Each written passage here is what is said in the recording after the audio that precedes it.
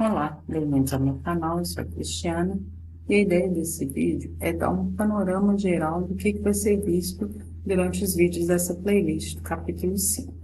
Então, eu estou no capítulo 5 do Fox, que lida com introdução à análise diferencial dos movimentos dos fluidos. Então, o que vai ser visto em um pouco mais de detalhes? São as equações diferenciais de conservação. Então, a gente tem a equação de conservação da massa e depois que a gente estuda a equação de conservação da massa, a gente entra com o conceito de função de corrente, que está bem relacionado à linha de corrente que a gente viu lá no capítulo 2. A linha de corrente é aquela linha que é sempre tangente ao vetor velocidade. A rotação, então a gente consegue calcular, né, determinar se o escoamento ele é rotacional ou irrotacional.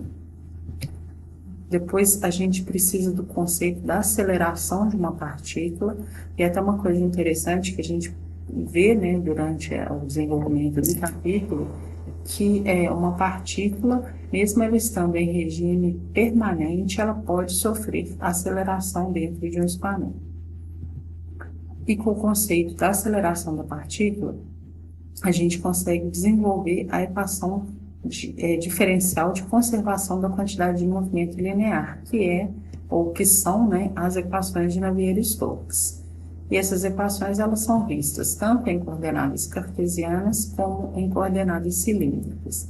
E a gente vê também a equação de conservação de energia. Na verdade, a equação de conservação de energia ela só é apresentada, mas ela não é resolvida porque ela entra mais no contexto, né, do curso de transferência de calor. Então, aqui ela é apresentada mais para mostrar que existe uma relação entre as três equações de conservação.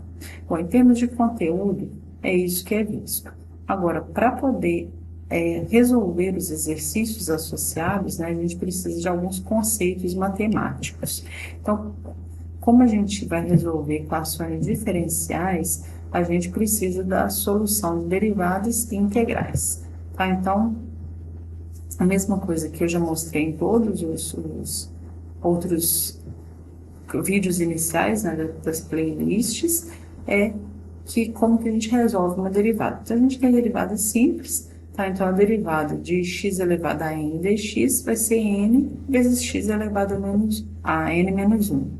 Então, por exemplo, quando eu tenho a derivada de x3 em relação a x, isso vai ser 3x2. Então, aqui, ó, o n é igual a 3, então n, 3 menos 1, 2. Então, derivada de x3, 3x2. A gente precisa, né, resolver equações diferenciais simples. Então, eu chego, por exemplo, em um dy dx é igual a x sobre y, então a gente tem que fazer separação de variáveis, ou seja, colocar tudo de y de um lado e tudo de x do outro. Então, ficaria dy sobre y igual a dx sobre x, e ela integraria dos dois lados. E, então, a gente precisa da solução da integral. Como é que ficaria? Então, primeiro, mais simples, né? A integral de x elevado a n dx vai ser x elevado a n mais 1 sobre n mais 1. A integral é o contrário da derivada, né? Na derivada a gente diminui o expoente, na integral a gente aumenta o expoente. Então, a integral de x elevado a n vai ser x elevado a n mais 1 sobre n mais 1. Acontece que isso é válido somente se n for diferente de menos 1, porque senão ficaria uma divisão por zero aqui.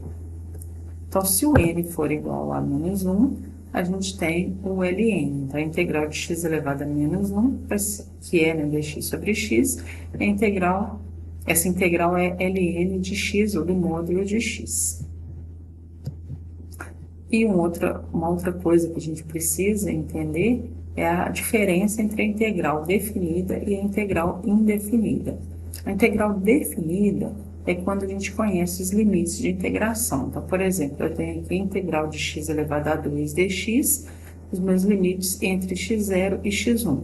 Então, ela é x3 sobre 3, porém x3 sobre 3 avaliada em x1 menos x3 sobre 3 avaliada em x0. Que é isso que está aí. ou então a gente usa a integral indefinida. A integral indefinida é quando a gente não conhece os limites de integração. Então, em vez de a gente adicionar os limites, a gente adiciona uma constante de integração. Então, eu não tenho os limites, então a integral de x2 é x3 sobre 3, mais uma constante de integração.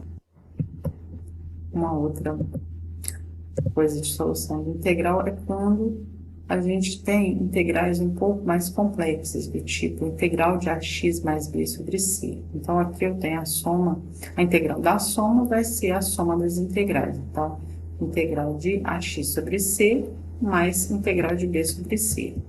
O problema maior é quando a soma, né, o polinômio, está no denominador, porque eu não posso dividir aqui, como a gente fez no primeiro caso, que o polinômio estava no numerador. Então, eu tenho que usar substituição de variáveis. Então, eu vou chamar o que está no denominador de u. Então, u é igual a x mais b.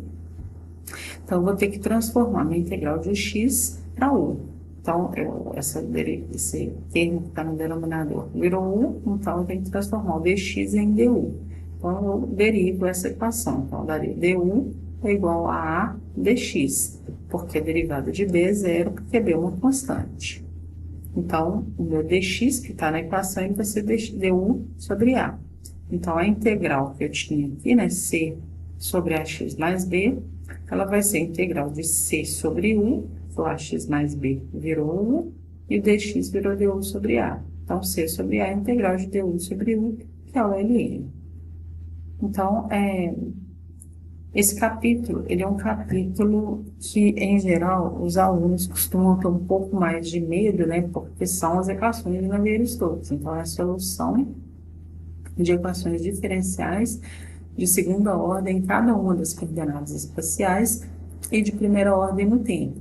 Mas o que a gente vê é que essas equações, para terem solução analítica, elas precisam ser muito simplificadas. E quando elas são simplificadas, a equação se torna muito simples. Então, eu acho que é mais um medo inicial, né, de ter que resolver equações diferenciais, mas com esses conceitos matemáticos que eu coloquei aqui, a gente consegue resolver tudo. Bom, espero que ajude e que fique mais claro o conteúdo da playlist.